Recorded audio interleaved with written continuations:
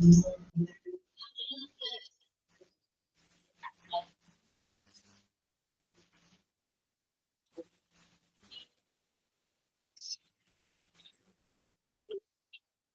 afternoon. Good afternoon, ma'am. Good afternoon, ma'am. Good afternoon, ma'am. Good afternoon, ma'am. Good afternoon.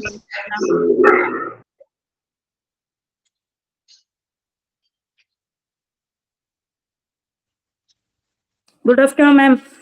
Good afternoon.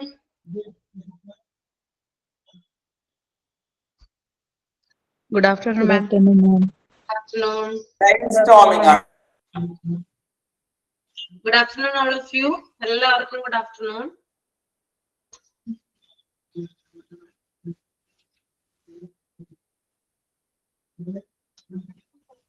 Okay. Start ചെയ്യാം അല്ലേ? Prayer start ചെയ്യാം. Prayer ആരാണ്?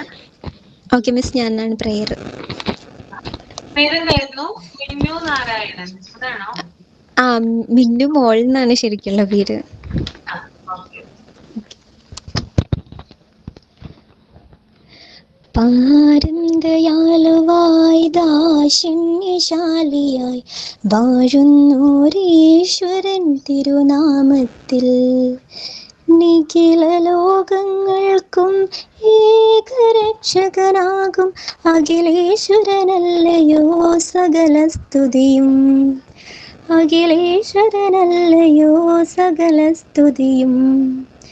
പാരം ദയാലുവായി ദാശിന്യശാലിയായി വാഴുന്നോരീശ്വരൻ തിരുനാമത്തിൽ നിഖില ലോകങ്ങൾക്കും ഏകരക്ഷകനാകും അഖിലേശ്വരനല്ലയോ സകല സ്തുതിയും.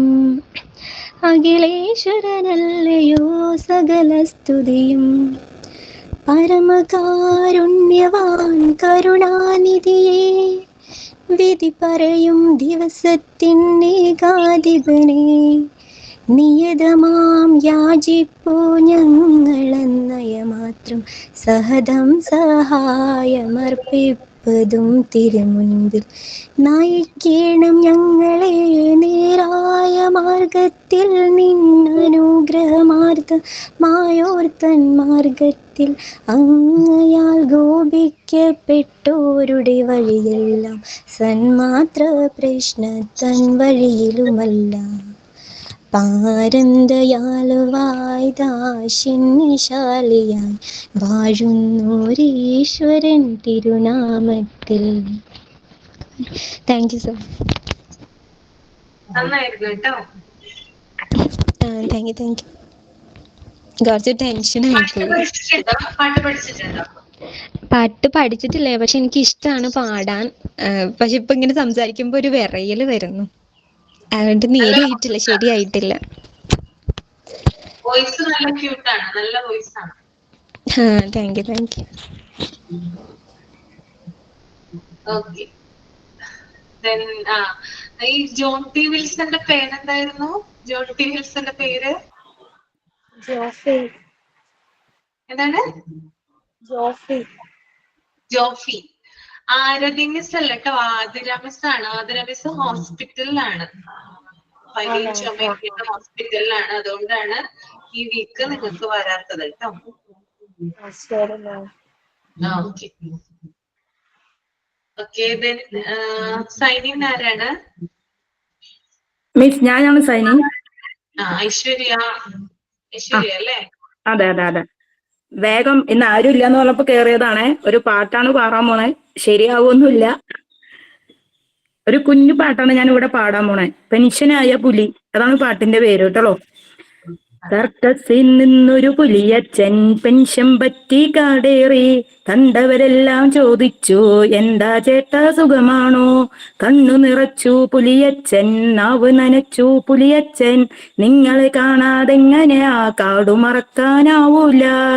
ചുറ്റുമിരുന്ന് മൃഗങ്ങളെല്ലാം കഥകൾ കേൾക്കാൻ കാതോർത്തു. പല പല നാടുകൾ കണ്ടവനാ, അറിവുകൾ കൂടുതലുള്ളവനാ. പലതും പറയും കൂട്ടത്തിൽ പുലി ഇങ്ങനെ പറഞ്ഞു കേൾക്കുന്നു. മൂത്തവർ ചൊല്ലും മുതുനെല്ലിക്ക കയ്പാണെങ്കിലും അതിരിക്കും.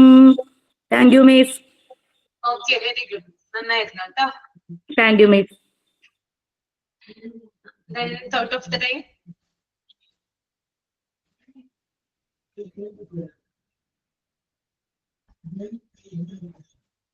തോട്ട് ആരാ പറയുന്നത് ഇന്ന്? തോട്ട്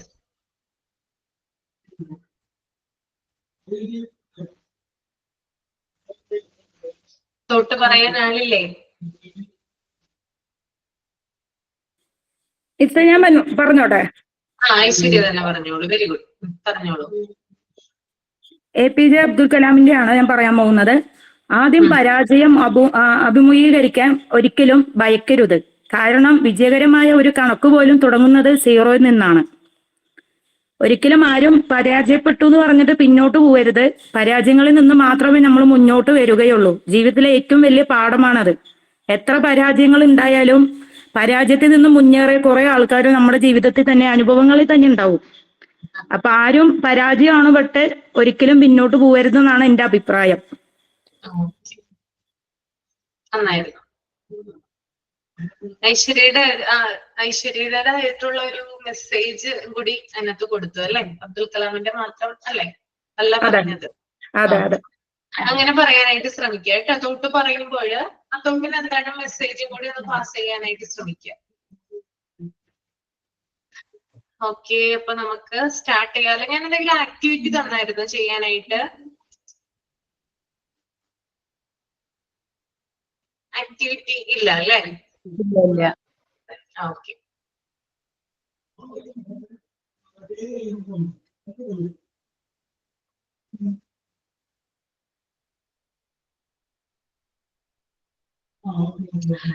ഇനി നമ്മളൊരു ടേബിൾ ആണ് ഡിസ്കസ് ചെയ്യാൻ പോകുന്നത്.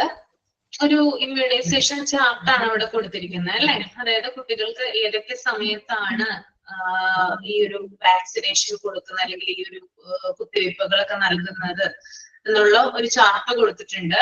അപ്പൊ ഒരാളൊന്ന് അതൊന്ന് റീഡ് ചെയ്യാം കേട്ടോ, എന്നിട്ട് ഒന്ന് എക്സ്പ്ലെയിൻ ചെയ്യാം. ഈസി ആണ്. ആരാണ് റീഡ് ചെയ്യാൻ റെഡി ആയിട്ടുള്ളത്? 3 കാര്യങ്ങൾ ഇവിടെ പറഞ്ഞിട്ടുണ്ട്. When, what, why. എപ്പോൾ, എന്താണ്, എന്തുകൊണ്ട്. ഓക്കെ, അതൊന്ന് വിശദീകരിക്കണം കേട്ടോ. Okay. A regular immunization schedule need to be followed since the time of the birth of the child till the stage mentioned in the schedule. ഇതില് ഓരോ സമയത്തുള്ളതാണ് കൊടുത്തിട്ടുള്ളത്, ഓരോ ഏജ് വൈസ് ആയിട്ടുള്ള. വെൻ, വാട്ട്, വൈ 3 കോളംസ് ആണുള്ളത്.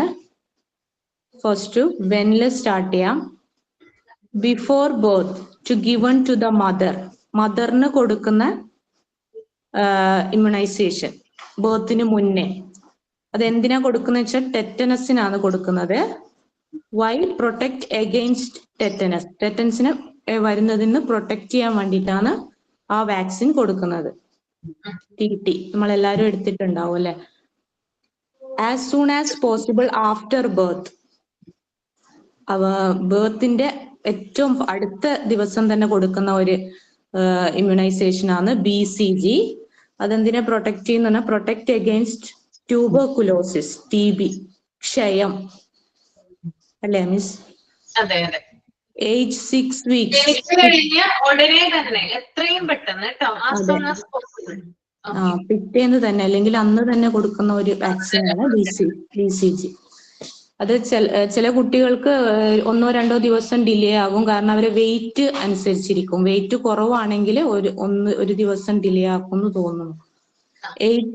Age 6 weeks. ഒരു പാടുണ്ടാവുമല്ലോ അല്ലെ left handle? അതെ അതെ, ഉണ്ടാവില്ലേ? BCG എടുത്തതിന്റെ എപ്പോഴും ഉണ്ടാവും അല്ലെ? മരിക്കുന്നത് വരെ ആ ഒരു അടയാളം, സിമ്പൽ ഉണ്ടാവും അതിന്റെ. ജനിച്ചു കഴിഞ്ഞ് മഞ്ഞ ഉണ്ടെങ്കിലും ആ ഇഞ്ചക്ഷൻ എടുക്കത്തില്ലല്ലോ. ജനിച്ചു കഴിഞ്ഞപ്പോ തന്നെ മഞ്ഞപ്പുണ്ടെങ്കിൽ അല്ലേ? ഓക്കെ. പണ്ടുള്ള ആൾക്കാരുടെ കയ്യില് അത് ഇത്തിരി കൂടി വലിപ്പത്തിലുണ്ടാവുക, നല്ല ഒരു വട്ടം കാണാം. പക്ഷെ ഇപ്പോഴുള്ളത് ചെറുതായിരിക്കും. അല്ലേ? അടുത്തത് ഏജ് 6 weeks, 6 ആഴ്ചക്ക് ശേഷം, 6 ആഴ്ചയാകുമ്പോൾ കൊടുക്കേണ്ടത് DPT polio drops. Protect against polio, diphtheria, pertussis and tetanus. Polio ഡിഫ്തീരിയക്കും പെർട്ടുസിസിനും ടെറ്റനസിനും കൂടിയുള്ളതാണ് DPT. Then age 6 weeks onwards, 3 doses, month 6 month, 3 doses ആയിട്ട് 6 ആഴ്ചക്ക് ശേഷം 6 മന്തിന്റെ ഇടയിൽ കൊടുക്കുന്ന 3 doses. Hepatitis B, protect against jaundice, ജോണ്ടിസിനെ പ്രൊട്ടക്ട് ചെയ്യാൻ വേണ്ടി കൊടുക്കുന്നതാണ്. ജോണ്ടിസ് എന്താണ്? ജോണ്ടിസ് ജോണ്ടിസ് എന്ന് പറഞ്ഞു കഴിഞ്ഞാല്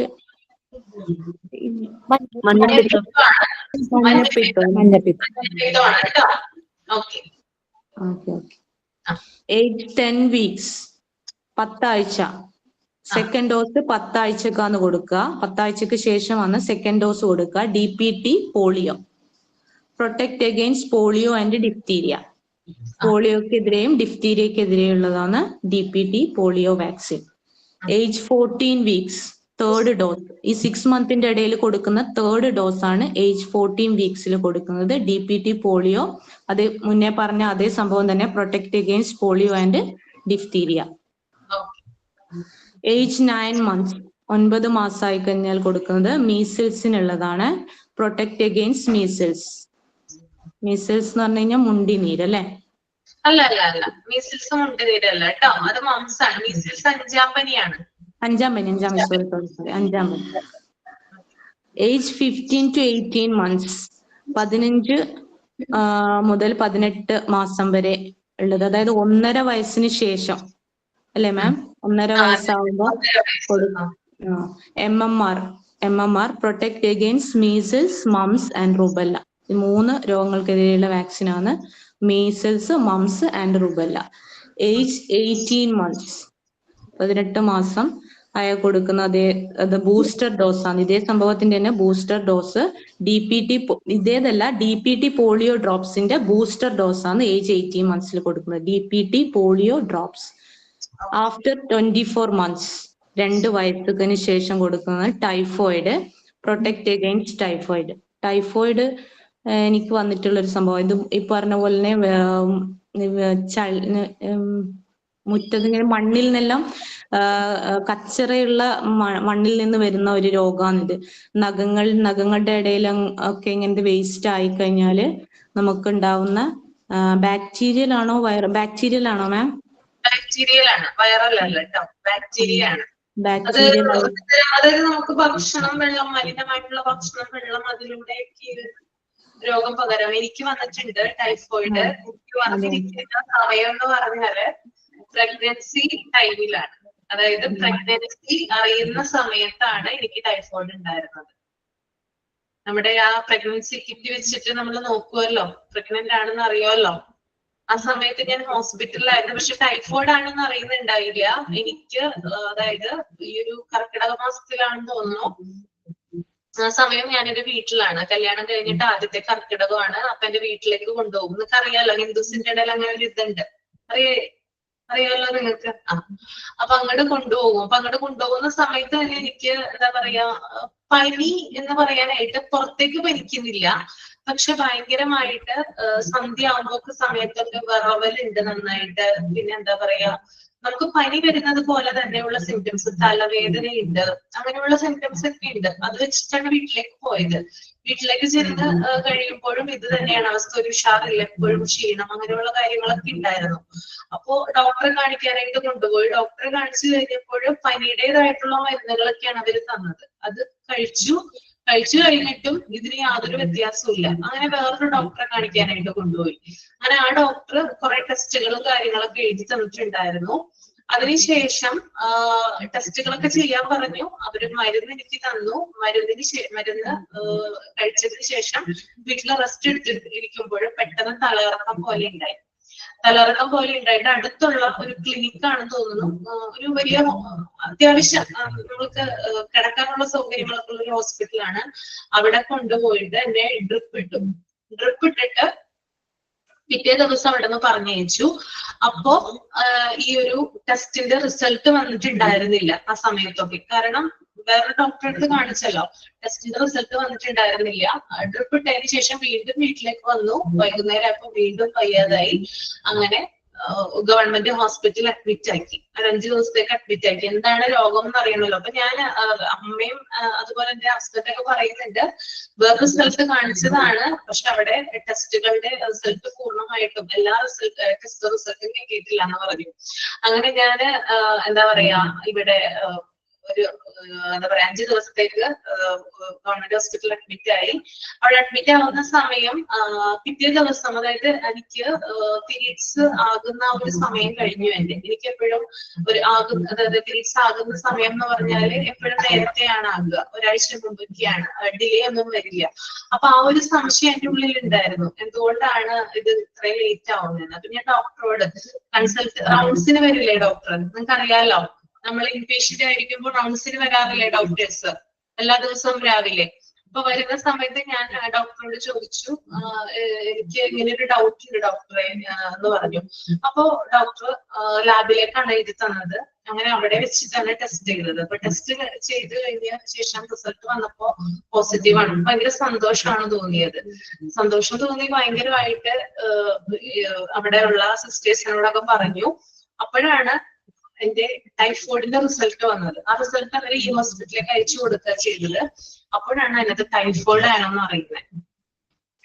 അപ്പൊ എന്തായിരിക്കും ഉണ്ടാവുക, അതായത് ഭയങ്കര സന്തോഷമുണ്ട്, പക്ഷെ അതിനേക്കാൾ ഒരു ഭയങ്കരമായിട്ടുള്ള സങ്കടമുണ്ട്. അങ്ങനെ ഗൈനക്കോളജിസ്റ്റിനെ ഒന്ന് കൺസൾട്ട് ചെയ്യാനായിട്ട് പറഞ്ഞു. അപ്പോ ഗൈനക്കോളജിസ്റ്റ് പറഞ്ഞത് കുട്ടിയെ അബോർട്ട് ചെയ്യണം എന്നാണ് പറഞ്ഞത് കേട്ടോ. അങ്ങനെ ആ ഹോസ്പിറ്റലിൽ തന്നെ 2-3 ഡോക്ടറെ റെഫർ ചെയ്തു. കുട്ടിയെ എന്തായാലും അബോർട്ട് ചെയ്ത് കളയണം, അബോർട്ട് ചെയ്തില്ലെങ്കിൽ കുട്ടിക്ക് അംഗവൈകല്യങ്ങൾ ഉണ്ടാവാന്ന് പറഞ്ഞു. അപ്പോ ഇവർക്ക് സംശയം എന്ന് പറഞ്ഞാൽ ഞാനൊരു ഡ്രിപ്പ് ഇട്ടിട്ടുണ്ടായിരുന്നല്ലോ, ഞാൻ നിങ്ങളോട് പറഞ്ഞല്ലോ. അതായത് ഈ ഹോസ്പിറ്റൽ അഡ്മിറ്റ് ആവുന്നതിന്റെ തലേ ദിവസം അടുത്തുള്ള ഒരു ക്ലിനിക്കിൽ പോയിട്ട് ഡ്രിപ്പ് ഇട്ടിട്ടുണ്ടായിരുന്നു. ആ ഡ്രിപ്പില് അത് ആന്റിബയോട്ടിക് ആണ്. അതായത് ഈ ഒരു പ്രഗ്നൻസി സ്റ്റാർട്ടിങ് സ്റ്റേജ് ആണത്, അത് ആകുന്നതെന്ന് അറിയുന്നുള്ളൂ. അപ്പോ ഇത് 1-3 മാസം കഴിഞ്ഞിട്ടൊക്കെ ആണെങ്കിൽ കുഴപ്പമില്ല, അല്ലെങ്കിൽ 2 മാസം 3 മാസം ആയാലും കുഴപ്പമില്ല. പക്ഷെ ഇത് സ്റ്റാർട്ടിങ് അല്ലേ, ജസ്റ്റ് 1 മന്ത് അല്ല ആവുന്നുള്ളൂ. അപ്പോ അങ്ങനെ പറഞ്ഞു. എന്നിട്ട് ഞാൻ നേരെ അവിടെ നിന്ന്, അതായത് ഈ ഒരു ഇതിനുള്ള മരുന്നുകളൊക്കെ അവരെനിക്ക് തന്നു. നേരെ ആ ഡ്രിപ്പ് ഇട്ട ഹോസ്പിറ്റലിലേക്ക് ഞാൻ ചെന്ന്, എനിക്ക് പരിചയമുള്ള ഒരു ഡോക്ടറാണ്, എന്റെ അമ്മയോട് ജോലിക്ക് നിന്നിരുന്നതാണ് മുമ്പ്. അപ്പൊ ഞാൻ ഡോക്ടറോട് ചോദിച്ചു, ഡോക്ടർ എങ്ങനെ ഡ്രിപ്പ് ഇട്ടുണ്ടായിരുന്നല്ലോ, ഡോക്ടർ എന്തോ മരുന്നാണ് എനിക്ക് കുത്തിവെച്ചത്, എനിക്ക് എന്റെ കുഞ്ഞിനെ അത് ബാധിക്കുമോ മോശമായിട്ടെന്ന് പറഞ്ഞു. അങ്ങനെ അവര് പറഞ്ഞു, ഡോക്ടർ ഒന്നും കുഴപ്പമൊന്നുമില്ല, യാതൊരു പ്രശ്നങ്ങളോ കാര്യങ്ങളോ ഒന്നും ഉണ്ടാവില്ലെന്ന് പറഞ്ഞു. പക്ഷെ ഈ ഹോസ്പിറ്റലിലേക്ക് വരുമ്പോൾ ഇവര് തരുന്ന മരുന്നുകളൊക്കെ കഴിക്കുമ്പോൾ ഇവര് പറയുവാണ്, തുടരെ എന്നോട് പറഞ്ഞുകൊണ്ടിരിക്കുകയാണ്, നിങ്ങൾ കല്യാണം കഴിഞ്ഞിട്ട് കുറച്ച് നാളെ ആയിട്ടുള്ളൂ, ഫസ്റ്റ് പ്രഗ്നൻസി ആണ്, അപ്പൊ വെറുതെ എന്തിനാണ് റിസ്ക് എടുക്കുന്നത്, ഇങ്ങനെ ചോദിച്ചുകൊണ്ടേയിരുന്നു. അങ്ങനെ ലാസ്റ്റ് ഞാനൊരു 2-3 ഗൈനക്കോളജിസ്റ്റിനെ കണ്ടപ്പോൾ അവര് പറയുന്നത് അബോർട്ട് ചെയ്ത് കളയണം എന്നാണ് പറയുന്നത്. അപ്പൊ എനിക്ക് മനസ്സ് വരുന്നില്ല, കാരണം നമ്മൾ അത്രയും ആഗ്രഹിച്ചിട്ട് ഉണ്ടായ ഒരു കുഞ്ഞല്ലേ, അങ്ങനെയാണല്ലോ നമുക്കത് തോന്നില്ലല്ലോ, അത് അങ്ങനെ ഒന്ന് കളയാൻ, അങ്ങനെ അബോർട്ട് അങ്ങനെ ഒരു ചിന്ത നമുക്ക് വരെയില്ലല്ലോ. എന്നിട്ട് ഞാൻ വേറൊരു ഹോസ്പിറ്റൽ, ഈ രോഗം വെച്ചുകൊണ്ട് തന്നെയാണ് പോകുന്നത്, വേറൊരു ഹോസ്പിറ്റലിൽ ഒരു ഗൈനക്കോളജിസ്റ്റിനെ കാണാൻ പോയത്. ഒരു പ്രൈവറ്റ് ഹോസ്പിറ്റലാണ്. അവിടെ ചെന്നപ്പോൾ അവരെന്നോട് പറഞ്ഞു, നിങ്ങൾ പേടിക്കേണ്ട ആവശ്യമൊന്നുമില്ല, ജസ്റ്റ് നമുക്ക് കുറച്ച് നാൾ കഴിഞ്ഞിട്ട് ഒന്ന് സ്കാൻ ചെയ്ത് നോക്കാം എന്ന് പറഞ്ഞു. അപ്പൊ എനിക്ക് വീട്ടിൽ നിന്നൊക്കെ പ്രഷർ ഉണ്ട്, ഹസ്ബൻഡിന്റെ വീട്ടിൽ നിന്നൊക്കെ പ്രഷർ ഉണ്ട്, ഇങ്ങനെയുള്ള പ്രശ്നങ്ങളൊക്കെ ഉണ്ടാകാം, അതുകൊണ്ട് റിസ്ക് എടുക്കേണ്ട, അങ്ങനെയുള്ള കാര്യങ്ങളൊക്കെ എനിക്ക് നന്നായിട്ട് പ്രഷർ ഉണ്ട്. പക്ഷെ ഞാനതിനെ മൈൻഡ് ആക്കിയില്ല. അങ്ങനെ കുറച്ച് ദിവസം കഴിഞ്ഞിട്ട് സ്കാൻ ചെയ്ത് നോക്കിയപ്പോ സ്കാനില് എനിക്ക് കുഴപ്പങ്ങളൊന്നും തന്നെ ഇല്ല. അപ്പോ എന്നിട്ടും ആളുകൾ പറഞ്ഞു ഇങ്ങനെ, കാരണം ഇത് എല്ലായിടത്തും ഫാമിലി നെയ്ബർ അയൽപ്പക്കങ്ങളിലൊക്കെ ഇത് ന്യൂസായി. എല്ലാവരും പറഞ്ഞു, ഇത് എന്തിനാണ് റിസ്ക് എടുക്കുന്നത്, ചെറിയ പെൺകുട്ടിയല്ലേ, ഇപ്പൊ എന്തിനാണ് നിങ്ങൾ റിസ്ക് എടുക്കുന്നത് എന്നൊക്കെ പറഞ്ഞു. പക്ഷെ അതൊന്നും ഞാൻ കേട്ടില്ല. അത് കഴിഞ്ഞിട്ട് സ്കാനിലൊന്നും, ചിലര് പറഞ്ഞു സ്കാനിലൊന്നും ആദ്യം തെളിയില്ല, എന്തെങ്കിലും അംഗവൈകല്യങ്ങളൊക്കെ ഉണ്ടെങ്കിൽ സ്കാനിലൊന്നും മനസ്സിലാവില്ല, അത് കുട്ടി ജനിച്ചു കഴിഞ്ഞാലേ മനസ്സിലാവുള്ളൂ എന്നും പറഞ്ഞു. പക്ഷെ ഞാനതൊന്നും കേട്ടില്ല. എനിക്ക് ആ കുട്ടീനെ വേണമെന്ന് ഭയങ്കര നിർബന്ധമായിരുന്നു. അങ്ങനെ ആ പ്രഗ്നൻസി സ്റ്റേജ് അങ്ങനെ കഴിഞ്ഞു. പിന്നെ ഡെലിവറി എടുക്കാറായി, ഡെലിവറി കഴിഞ്ഞു, സിസേറിയൻ ആയിരുന്നു, സിസേറിയൻ കഴിഞ്ഞു. കുഞ്ഞിന്റെ മുഖം ഞാൻ കണ്ടില്ല. അതിനു മുമ്പ് ഞാൻ എന്റെ അമ്മനോട് ചോദിച്ചത്, അമ്മേ ഭാവിക്ക് എന്തെങ്കിലും കുഴപ്പമുണ്ടോ എന്നാണ് ഞാൻ ചോദിച്ചത്. എല്ലാരും, കാരണം അത്രയും ആ ഒരു സ്റ്റേജ് എന്ന് പറഞ്ഞാല് എന്റെ സ്ട്രഗ്ലിംഗ് സ്റ്റേജ് ആയിരുന്നു. കാരണം നിങ്ങൾക്ക് അറിയാലോ, നമ്മൾ നന്നായിട്ട് സന്തോഷിക്കേണ്ട ഒരു സമയമാണത്. പക്ഷെ എനിക്ക് ടെൻഷനായിരുന്നു, എന്തായിരിക്കും, എങ്ങനെയായിരിക്കും. നമുക്ക് ദൈവം മാത്രമാണ് തുണ ആ സമയത്ത്. മറ്റാരും സപ്പോർട്ടിനില്ലെങ്കിലും ദൈവം നമ്മുടെ കൂടെ ഉണ്ട്. കുഞ്ഞിന് എന്തൊക്കെ നമ്മള് നല്ല രീതിയിൽ നോക്കാൻ, അത്രയും അധികം കെയർ കൊടുത്ത് അല്ലെങ്കിൽ അത്രയും അധികം ആഗ്രഹിച്ചിട്ടാണ് ആ കുഞ്ഞു വന്നത്. അപ്പൊ ദൈവം സഹായിച്ച കുഞ്ഞിന് ഒരു കുഴപ്പമില്ല. മോനിപ്പോ 7ാം ക്ലാസ്സിലാണ് പഠിക്കുന്നത്. ഒരു മോനെ ഉള്ളട്ടോ എനിക്ക്. ഓക്കെ, അപ്പൊ ഞാൻ ഈ ടൈഫോയിഡിന്റെ കാര്യം പറഞ്ഞപ്പോ അതിന് എനിക്ക് ആദ്യമായിട്ടാണ് അങ്ങനെ ഒരു രോഗം തന്നെ എന്താ പറയാ വരുന്നത്, അതും ആ സമയത്ത്. അപ്പൊ എനിക്ക് ഒരിക്കലും അത് മറക്കാനായിട്ട് സാധിച്ചില്ല. ഓക്കെ, ടൈഫോയിഡ് എന്ന് പറഞ്ഞു കഴിഞ്ഞാല് വന്നു കഴിഞ്ഞ് കഴിഞ്ഞാല് നമുക്ക് കുറച്ചു സമയം നല്ല വിറയൽ പോലെ തോന്നും. എന്നിട്ട് അത് വിറഞ്ഞ് ഫുള്ളായി വിയർത്ത് കഴിഞ്ഞ് കഴിഞ്ഞാൽ പിന്നെ നമ്മൾ വിചാരിക്കും ഉഷാറായി, ഓക്കെ പ്രശ്നമൊന്നുമില്ല, കുഴപ്പമൊന്നുമില്ല, പനിയെല്ലാം മാറിയെന്ന് വിചാരിക്കും. പക്ഷെ വീണ്ടും അത് വരും. അതൊരു 2 ദിവസം 3 ദിവസം കണ്ടിന്യൂസ് ആയിട്ട് അങ്ങനെ നമ്മൾ പനീന്റെ മരുന്ന് കൊണ്ടുപോള് കഴിക്കും, അതവിടെ നിൽക്കും. എന്നിട്ട് ഞാൻ അങ്ങനെയാണ് എനിക്ക് ഉണ്ടായത്. 3ാമത്തെ ദിവസം എൻ്റെ ഉമ്മ അങ്ങോട്ട് പോയി പറഞ്ഞു ഡോക്ടറോട്, വേറെ എന്തോ പനി പോലെ ഫീൽ ചെയ്യുന്നുണ്ട്. ഡോക്ടർ പറഞ്ഞില്ല, ഒന്നുമില്ല, ഇത് സാധാ പനിയാണ്, കുഴപ്പമൊന്നുമില്ല. ഇതുപോലെ ഡ്രിപ്പ് ഇട്ടു വന്ന്. എന്നിട്ട് ഉമ്മ അങ്ങോട്ട് പറഞ്ഞു, ഉമ്മ മുന്നേ എൻ്റെ ഉപ്പാക്ക് ഇങ്ങനെ ടൈഫോയിഡ് വന്നിട്ടുണ്ട്, അപ്പൊ ഉമ്മാക്ക് ഒരു സംശയം ഇതാണോ എന്നുള്ളത്. അപ്പൊ ഉമ്മ അങ്ങോട്ട് പറഞ്ഞു ഡോക്ടറോട്, ഇങ്ങനെ ഒന്ന് ടെസ്റ്റ് ചെയ്യണം എന്നുള്ള പറഞ്ഞപ്പോ നമ്മളെ നിർബന്ധം കൊണ്ട് ടെസ്റ്റ് ചെയ്തു. അങ്ങനെ ടെസ്റ്റ് ഡ്രിപ്പ് ഇട്ട് കഴിയുമ്പോഴത്തേക്ക് ടെസ്റ്റ് റിസൾട്ട് വന്നു, ടൈഫോയിഡ് ആണ്. അപ്പത്തേക്ക് എന്റെ സിറ്റുവേഷൻ വേഴ്സ്റ്റ് ആയി. ഫുൾ ഛർദിയും മഞ്ഞ ഛർദിയും ഒക്കെ ആയി, ഫുൾ ഇതായി പോയി. അപ്പൊ അഡ്മിറ്റ് ആയി, 7 ദിവസത്തോളം ഹോസ്പിറ്റലൈസ് ചെയ്തു. അതിനുശേഷമാണ് ഇതായത്. നല്ല റെസ്റ്റ്, 1 മാസത്തോളം നല്ല റെസ്റ്റ് വേണം. ഈ അസുഖം വന്നു കഴിഞ്ഞാല് പെട്ടെന്നൊന്നും ഫുഡ് കഴിക്കാൻ പറ്റില്ല, വിശപ്പ് വരില്ല, അങ്ങനെയൊക്കെയാണ് ഇതിന്റെ കാര്യങ്ങൾ ഉണ്ടാവുക. ആദ്യം മനസ്സിലാവില്ല. ഈ വിറയല് കഴിഞ്ഞാൽ ഉണ്ടാകുന്ന ഇത് സംഭവം നമുക്ക് പെട്ടെന്ന് ഐഡന്റിഫൈ ചെയ്യാൻ പറ്റൂല, ഈ ടൈഫോയിഡ് എന്ന് പറയുന്ന സംഭവം.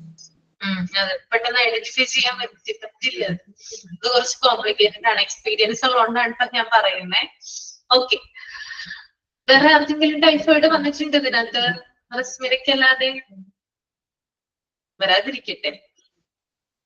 എന്റെ മമ്മിക്ക് ഉണ്ടായിരുന്നു അല്ലേ? എങ്ങനെയായിരുന്നു സിംറ്റംസ് ഒക്കെ? സിംറ്റംസ്. ഞാൻ 8 മന്ത്സ് എന്നെ പ്രഗ്നന്റ് ആയി, ഡെലിവറി ആയി 8 മന്ത്സ് കഴിഞ്ഞപ്പോഴാണ് മമ്മിക്ക് വന്നത്. പക്ഷെ മക്കൾക്ക് കുറെ മുടി കൊഴിച്ചിലും ഒക്കെ ഉണ്ടായി. ഈ പറഞ്ഞ സിംറ്റംസ് ഒക്കെ തന്നെയായിരുന്നു. അങ്ങനെ ഞാൻ 8 മന്ത്സ് ഉള്ളപ്പോഴാണ് വന്നേക്കണേ. ബിഫോർ പ്രഗ്നൻസിയിൽ ആയിരുന്നില്ല. ഞാൻ പെട്ടെന്ന് മാമിന്റെ പറഞ്ഞപ്പോ ഞാൻ ഓർത്തത്, എന്റെ മമ്മി പറഞ്ഞു കേട്ടിട്ടുണ്ടല്ലോ. അപ്പൊ അത് ഒരു വല്ലാത്ത തരം എക്സ്പീരിയൻസ് ആണ് എന്റെ ലൈഫില്. ഓക്കെ, റസ്മിന ഇതും കൂടി ഒന്ന് വായിക്കൂ കേട്ടോ. താഴത്തെ പാരഗ്രാഫ് ഒന്ന് വായിച്ച് എക്സ്പ്ലെയിൻ ചെയ്യണേ. Next താഴെയുള്ളതാ? താഴെയുള്ളത്. The teacher should be aware of the common childhood diseases and be careful to notice if any child catches ailment which may be required by others. The teacher's knowledge of healthcare and immunization can help society from dangerous epidemics. അതായത് teachers കുട്ടികളിൽ നിന്ന് നേരത്തെ അത് identify ചെയ്യുകയാണെങ്കിൽ ഒരു dangerous സിറ്റുവേഷനിലേക്ക് മാറുന്നതിൽ നിന്ന് നമുക്ക് തടയാൻ കഴിയുമെന്ന് പറയുന്നത്. പടരും. കാരണം സ്കൂളിലാവുമ്പോൾ ഒരു കുട്ടിക്ക് വന്ന് അത് ഐഡന്റിഫൈ ചെയ്തിട്ട് അത് മറ്റു കുട്ടിക്ക് വന്ന് അത് പടരാനുള്ള സാധ്യത കൂടുതലാണ്. അതുകൊണ്ട് നമുക്ക് ഇതിനെപ്പറ്റി കുറച്ച് അവെയർ ആണെങ്കിൽ നമുക്ക് പെട്ടെന്ന് തന്നെ കുട്ടികളിൽ ഉണ്ടാകുന്ന സിംറ്റംസ് നോക്കിയിട്ട് ഇത് അതാണെന്ന് മനസ്സിലാക്കാൻ സാധിക്കും. അപ്പൊ ആ കുട്ടീനെ മാത്രം നമ്മൾ മാറ്റി നിർത്തുകയാണെങ്കിൽ മറ്റു കുട്ടികളെ നമുക്ക് ഈ രോഗത്തിൽ നിന്ന് തടയാൻ വേണ്ടി സാധിക്കും. അതെ, അപ്പോ ടീച്ചറിന് എന്ന് പറഞ്ഞാൽ നിങ്ങളിപ്പോ പറയുന്ന രോഗങ്ങള് ഒക്കെ നിങ്ങൾ കണ്ടു, അല്ലെങ്കിൽ അതിനെ കുറിച്ച് കൂടുതലായിട്ടുള്ള അറിവ് നിങ്ങൾക്ക് കിട്ടി അല്ലെ? എന്തൊക്കെയാണ് സിംറ്റംസ്, എങ്ങനെയാണ് ട്രീറ്റ്മെന്റ് കാര്യങ്ങളൊക്കെ നിങ്ങൾക്ക് മനസ്സിലായില്ലേ ഇത്രയും ദിവസത്തെ ക്ലാസ് കൊണ്ട്? ഓക്കെ, അപ്പൊ എന്തുകൊണ്ടാണ് ഇത് അറിയണം എന്ന് പറയുന്നത്? നമ്മൾ എന്തിനു വേണ്ടിയിട്ടാണ് ഇത് പഠിക്കുന്നത്? അതായത് കുട്ടികൾക്ക് ആർക്കെങ്കിലും ഇത് വന്നു കഴിഞ്ഞാല് എലിമെന്റ് എന്ന് പറഞ്ഞ രോഗമാണ് കേട്ടോ. അപ്പൊ പെട്ടെന്ന് തന്നെ ആ ടീച്ചർക്ക് ആ സിംറ്റംസ് വെച്ച് അത് ഐഡന്റിഫൈ ചെയ്യാൻ സാധിക്കണം. മാത്രമല്ല എത്രയും പെട്ടെന്ന് ആ കുട്ടിയെ ഹോസ്പിറ്റലൈസ്ഡ് ആക്കുകയും അതുപോലെ തന്നെ അവരുടെ മാതാപിതാക്കളെ വിവരം അറിയിക്കുകയും ചെയ്യണം. ഇങ്ങനെ പെട്ടെന്ന് തന്നെ നമുക്ക് ഐഡന്റിഫൈ ചെയ്ത് കഴിഞ്ഞാൽ മറ്റു കുട്ടികളിലേക്ക് ഈ രോഗം പകരാതിരിക്കാനും കൂടി സഹായിക്കും. സ്പ്രെഡ് ആകുന്നത് അതിന്റെ ഒരു തീവ്രത കുറയ്ക്കാനായിട്ട് നമുക്ക് സാധിക്കും. അതുകൊണ്ടാണ് ബേസിക് ആയിട്ടുള്ള ഒരു അവയർനെസ് ഈ ഒരു രോഗങ്ങളെ കുറിച്ച് നമുക്ക് ഉണ്ടായിരിക്കണം. ഇപ്പൊ അത് ഉണ്ടെങ്കിൽ നമുക്കറിയാൻ പറ്റും. ഇപ്പൊ നിങ്ങളുടെ മക്കൾക്ക് വന്നാലോ അല്ലെങ്കിൽ വരാതിരിക്കട്ടെ, ഞാൻ പറഞ്ഞതാണ്, മക്കൾക്ക് വരികയാണെങ്കിലോ അല്ലെങ്കിൽ നമ്മൾ പഠിപ്പിക്കുന്ന സ്കൂളിലെ കുഞ്ഞുങ്ങൾക്ക് വരികയാണെങ്കിലോ നമ്മൾക്ക് അവയർനെസ് ഉണ്ടെങ്കിൽ നമുക്ക് ഇത്തരം രോഗങ്ങളെ പെട്ടെന്ന് തിരിച്ചറിയാനും പെട്ടെന്ന് തന്നെ ആ കുട്ടിയെ ട്രീറ്റ്മെന്റിലേക്ക് ആക്കാനും സാധിക്കും. ഓക്കെ, ക്ലിയർ ആണല്ലോ? ഇപ്പൊ ഞാനിനി ആ ടേബിൾ പറയുന്നില്ല, റസ്മിന നന്നായിട്ട് പറഞ്ഞിട്ടുണ്ടായിരുന്നു. ആ ടേബിൾ ജസ്റ്റ് വായിച്ചാൽ മാത്രം മതി കേട്ടോ. ഓക്കെ, ഈ ടേബിളിൽ ക്വസ്റ്റ്യൻസ് ഒക്കെ ഉണ്ടാവും മാഡം? ഇമ്പോർട്ടന്റ് ഈ ടേബിളിൽ നിന്ന് ക്വസ്റ്റ്യൻസ് ഉണ്ടാവോ? ടേബിൾ കാണാതെ പഠിക്കണോ? ടേബിളിൽ നിന്ന് നോക്കിക്കോളൂ നിങ്ങൾ. എന്തായാലും നമ്മള് മുമ്പത്തെ ഇതില്, അതായത് മുന്നത്തെ പാരഗ്രാഫിൽ പറയുന്ന കാര്യങ്ങൾ തന്നെയല്ലേ താഴെയും വരുന്നുള്ളൂ. അപ്പൊ നോക്കി വെച്ചോളൂ കേട്ടോ. ഇന്നലെ നമ്മളൊരു വാർത്ത കണ്ടല്ലേ? നിങ്ങളൊരു വാർത്ത കണ്ടായിരുന്നോ? ന്യൂസ്. ഒരു മോന് മരണപ്പെട്ടതല്ലേ? അതെ അതെ, നമ്മുടെ പാർട്ട് 4 സ്കൂൾ മാനേജ്മെന്റുമായി ബന്ധപ്പെട്ടിട്ട് കുറെ കാര്യങ്ങൾ അതിനകത്ത് പറയുന്നുണ്ട്. കുട്ടികളുടെ സുരക്ഷ, സ്കൂള് എങ്ങനെയാണ്, സ്കൂൾ മാനേജ്മെന്റ് എങ്ങനെയാണ് അതിനകത്ത് ശ്രദ്ധിക്കുന്നത്. ആരുടെ ഭാഗത്താ തെറ്റ്? സ്കൂൾ മാനേജ്മെന്റ് എല്ലാവരും കുട്ടികളുടെ സുരക്ഷയ്ക്ക് വേണ്ടിയിട്ട് ആക്ഷൻ എടുക്കേണ്ടത്. കുട്ടികൾ ടീച്ചേഴ്സിനെയും അവിടെയുള്ള മാനേജ്മെന്റിനെയും വിശ്വസിച്ചിട്ടാണ് സ്കൂളിലേക്ക് വിടുന്നത്. അപ്പൊ അവിടുന്ന് തന്നെ കുട്ടികൾക്ക് ഇങ്ങനെ ഡേഞ്ചർ ആയിട്ടുള്ള അവസ്ഥയൊക്കെ ഉണ്ടാവുകയാണെങ്കിൽ പിന്നെ അതെ അതെ, കുട്ടികൾക്ക് ഇതൊക്കെ അറിയില്ലല്ലോ എന്ത് ചെയ്യണം എന്ത് ചെയ്യരുതെന്ന്. അവര് ചെയ്യരുതെന്ന് പറഞ്ഞാല് വീണ്ടും ചെയ്യും.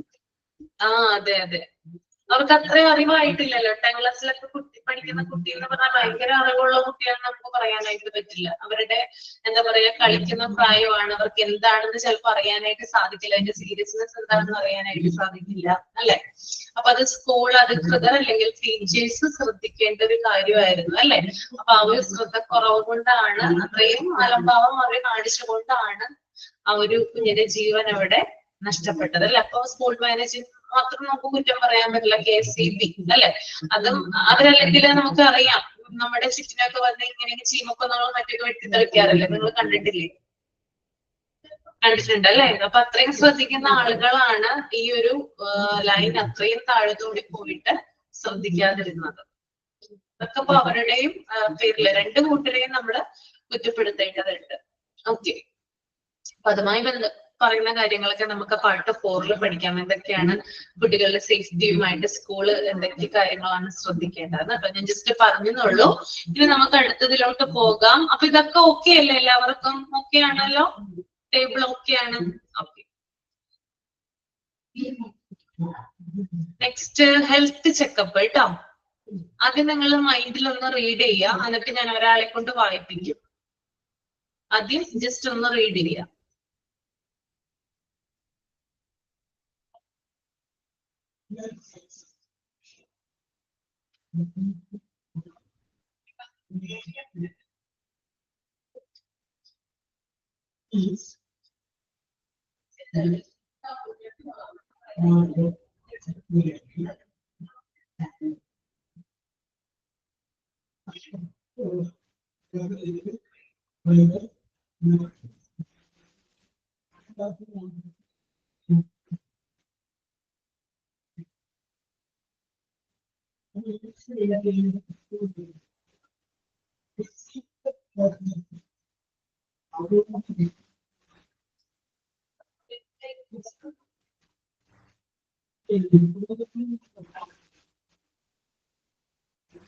അയച്ചു കഴിയുമ്പോ തമ്പ് ചെയ്യാം കേട്ടോ.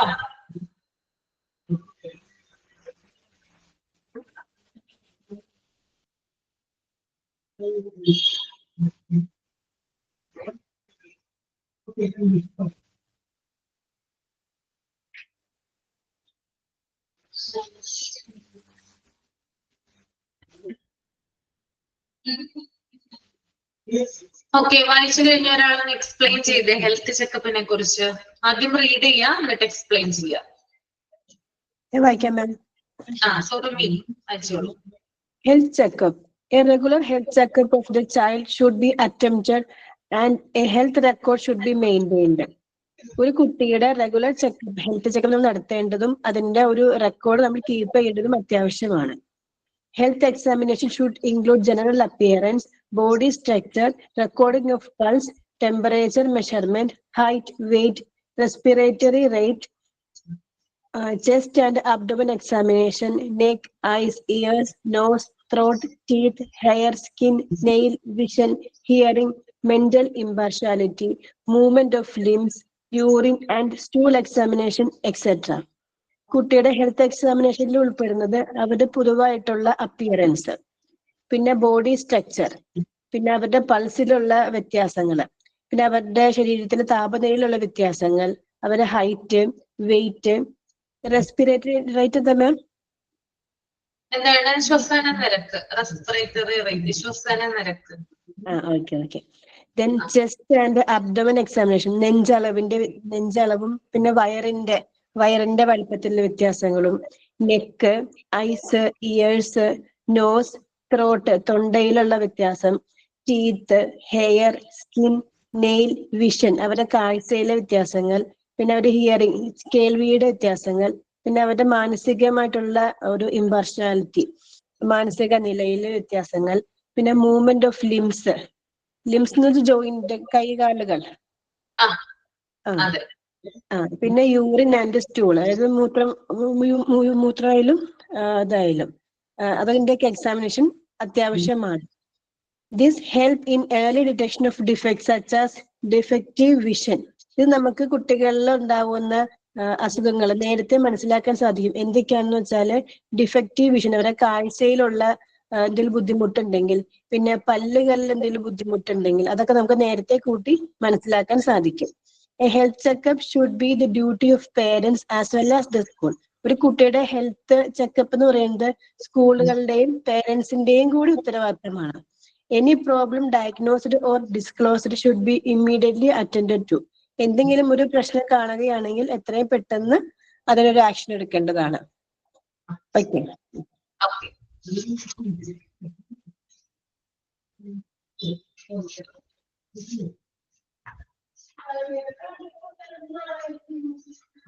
ഓക്കെ, അപ്പൊ ഞാൻ ഈ ഹെൽത്ത് ചെക്കപ്പിനെ കുറിച്ചിട്ട് ആദ്യം അതായത് ജനറൽ ആയിട്ട് ഹെൽത്ത് ചെക്കപ്പ് എന്താണെന്ന് പറയാം. അതിനുശേഷം നമുക്ക് കുട്ടികളുടെ ഹെൽത്ത് ചെക്കപ്പിലേക്ക് കടക്കാം. ഓക്കെ, അപ്പൊ ഞാൻ ആദ്യം പറയാൻ പോകുന്നത് ഇംഗ്ലീഷിലാണ്, അതിനുശേഷം ഞാൻ മലയാളത്തിൽ പറഞ്ഞുതരാം കേട്ടോ. ഓക്കെ, അപ്പൊ ഹെൽത്ത് ചെക്കപ്പിനെ കുറിച്ചിട്ടാണ് പറയുന്നത്, ജനറൽ ആയിട്ടുള്ള health checkup. Okay, a full body checkup is necessary as it helps you take necessary steps to prevent or detect any illness early. Okay, ഒന്നുകൂടി പറയാം. A full body checkup is necessary as it helps you take necessary steps to prevent or detect any illness early. എന്തിനാണ് health checkup നടത്തുന്നത്? ഇതിനു വേണ്ടിയിട്ടാണ് നടത്തുന്നത്.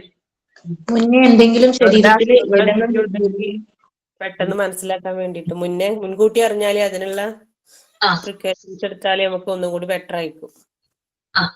Okay, അതായത് ഏതെങ്കിലും ഒരു അസുഖം തടയുന്നതിനോ അല്ലെങ്കിൽ മുൻകൂട്ടി കണ്ടുപിടിക്കുന്നതിനോ ആവശ്യമായ നടപടികൾ സ്വീകരിക്കാനാണ് ഹെൽത്ത് ചെക്കപ്പ് നടത്തുന്നത്. ഓക്കെ, അപ്പൊ എന്തിനു വേണ്ടിയിട്ടാണ്? ഏതെങ്കിലും അസുഖം തടയുന്നതിനോ അല്ലെങ്കിൽ മുൻകൂട്ടി കണ്ടുപിടിക്കുന്നതിനോ വേണ്ടിയിട്ട് ഹെൽത്ത് ചെക്കപ്പുകൾ നടത്താറുണ്ട്. ഓക്കെ, എന്തൊക്കെയാണ് ഹെൽത്ത് ചെക്കപ്പുകളിൽ സാധാരണയായിട്ട് വരിക? എന്തൊക്കെയാണ് ചെക്ക് ചെയ്യുന്നത്? നിങ്ങൾക്കറിയാം, നിങ്ങൾ ഹെൽത്ത് ചെക്കപ്പ് നടത്താറുണ്ടോ? Sugar, pressure, cholesterol, pulse, urine, creatinine test. പിന്നെ കുട്ടികൾക്ക് ഐ ടെസ്റ്റ് ഒക്കെ ഉണ്ടായിരുന്നു. നമ്മുടെ എല്ലാത്തരം ഓർഗൻസ് അല്ലെങ്കിൽ എന്താ പറയാ നമ്മുടെ ശരീരത്തിലുള്ള എല്ലാത്തരം അവയവങ്ങളും അല്ലെങ്കിൽ അങ്ങനെയുള്ള ടെസ്റ്റുകളൊക്കെ നമ്മൾ ചെയ്യാറുണ്ട് അല്ലെ. ഹാർട്ടിന്റെ ടെസ്റ്റ് നടത്താറുണ്ട്, കിഡ്നി ഫംഗ്ഷൻ നോക്കാറുണ്ട്, ലിവർ ഫംഗ്ഷൻ നോക്കാറുണ്ട്, ലങ്സ് ഫംഗ്ഷൻ നോക്കാറുണ്ട്. അങ്ങനെ മൊത്തത്തിലുള്ള നമ്മുടെ ബോഡിയുടെ ഓർഗൻസുമായി ബന്ധപ്പെട്ടിട്ടുള്ള എല്ലാ ടെസ്റ്റുകളും നമ്മള് ഹെൽത്ത് ചെക്കപ്പില് നടത്തുന്നുണ്ട്. പിന്നെ അതുപോലെ തന്നെ എന്താ പറയാ, everyone should go for a full body checkup at least once a year. അതുകൊണ്ട് പറയാം, everyone should go for a full body checkup at least once a year. എത്ര തവണ നടത്തണം ഹെൽത്ത് ചെക്കപ്പ്? വർഷത്തിലൊരു തവണ എങ്കിലും വർഷത്തില് ഒരു തവണയെങ്കിലും ഹെൽത്ത് ചെക്കപ്പുകള് നടത്തിയിരിക്കണം. Okay. Then regular health checkup are recommended for everyone above 35 years of old. എത്ര വയസ്സിന് മുകളിലുള്ളവരാണ് നിർബന്ധമായിട്ടും ഹെൽത്ത് ചെക്കപ്പുകൾ നടത്തേണ്ടത്? 35 വയസ്സിന് മുകളിലുള്ളവര്. പ്രത്യേകിച്ച് പറയാറുണ്ട് അല്ലെ, 35 വയസ്സിന് മുകളിലുള്ളവർ നിർബന്ധമായും ഡോക്ടർ പറയുന്നതിനനുസരിച്ച് നിർബന്ധമായും എന്ത് ചെയ്തിരിക്കണം? ഹെൽത്ത് ചെക്കപ്പുകൾ നടത്തിയിരിക്കണം. എന്താണ് ഈ 35 വയസ്സിന് മുകളിൽ എന്ന് അതുകൊണ്ട് ഉദ്ദേശിക്കുന്നത്? ഇവിടെ എന്താണ് ആ പ്രായം തെരഞ്ഞെടുത്തേക്കുന്നത്? അവർക്കാണ് കൂടുതലായിട്ട് ജീവിതശൈലി രോഗങ്ങളായ ഷുഗർ, കൊളസ്ട്രോള് അതുപോലെയുള്ള അസുഖങ്ങളൊക്കെ നേരത്തെ അറിയാം. 30 വയസ്സ് കഴിഞ്ഞാൽ തന്നെ ഇപ്പോഴത്തെ കാലഘട്ടത്തിൽ വരുന്നുണ്ട് ഷുഗർ, കൊളസ്ട്രോള്, BP, തൈറോയ്ഡ് അങ്ങനെയൊക്കെ വരുന്നുണ്ട്. അതായത് നേരത്തെ പറഞ്ഞ പോലെ തന്നെ പ്രധാനമായിട്ടും ഇപ്പോഴത്തെ ജീവിതശൈലി രോഗങ്ങൾ, അതായത് അതിനകത്ത് കുറേയധികം ഡയബറ്റീസ് വരാം, ഫാറ്റി ലിവർ വരാം, മൈഗ്രെയിൻ വരാം, അതുപോലെ ഡിപ്രഷൻ വരാം, അങ്ങനെ കുറേയധികം അസുഖങ്ങളുണ്ട്. അപ്പോ അവയെ പെട്ടെന്ന് കണ്ടുപിടിക്കുന്നതിനും അല്ലെങ്കിൽ അത് കുറച്ചും കൂടി, അതുപോലെ തന്നെ ക്യാൻസർ പോലെ അസുഖങ്ങളൊക്കെ ആണെങ്കിൽ അതിന്റെ സിവിയറിറ്റി വർദ്ധിക്കാതെ ഫസ്റ്റ് സ്റ്റേജിൽ തന്നെ കണ്ടുപിടിക്കുകയാണെങ്കിൽ ചിലപ്പോൾ നമുക്ക് ആളെ റിക്കവർ ചെയ്ത് എടുക്കാനായിട്ട് സാധിക്കും അല്ലെ.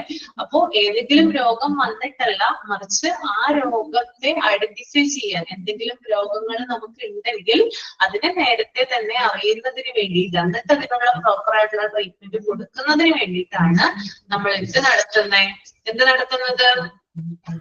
ഫുൾ ബോഡി ചെക്കപ്പ് നടത്തുന്നത് അല്ലെ. ഓക്കെ. അപ്പൊ നമുക്ക് എന്തൊക്കെയാണ് ഇതിനടുത്ത് വരുന്നത് നോക്കാം, എന്തൊക്കെ കാര്യങ്ങളാണ് ചെക്ക് ചെയ്യുന്നത് നോക്കാം. ഞാൻ നേരത്തെ കുറച്ച് കാര്യങ്ങൾ പറഞ്ഞു. നമ്മുടെ എല്ലാത്തരം അവയവങ്ങളുമായി ബന്ധപ്പെട്ടിട്ടുള്ള ടെസ്റ്റുകൾ നടത്താറുണ്ട്.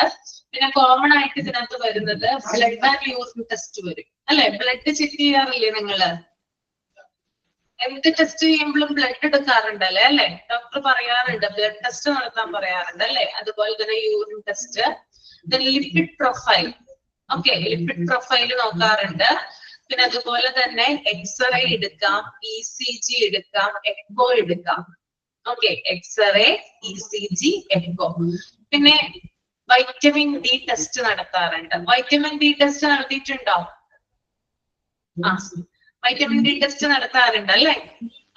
എന്നോട് ഡോക്ടർ കഴിഞ്ഞ ദിവസം ഞാൻ ഇങ്ങനെ പോയിട്ടുണ്ടായിരുന്നു ഡോക്ടറിന്റെ അടുത്ത്. വേറൊന്നുമല്ല, ഞാൻ എന്റെ ഒരു ദിവസം എനിക്ക് തൃശ്ശൂർ ഒരു എക്സാം ഉണ്ടായിരുന്നു. ആ എക്സാമിന് ഞാൻ ട്രാവൽ ചെയ്ത് ബസ്സിലാണ് പോയത്.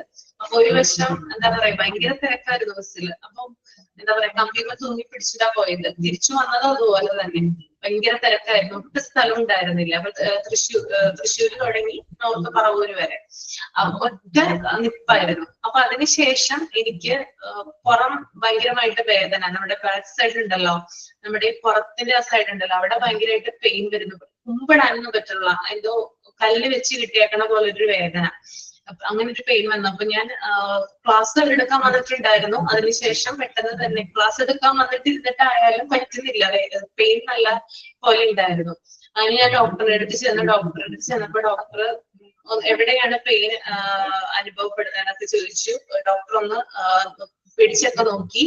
അപ്പോ ഡോക്ടറിനോട് ചോദിച്ച 3 കാര്യങ്ങളാണ്.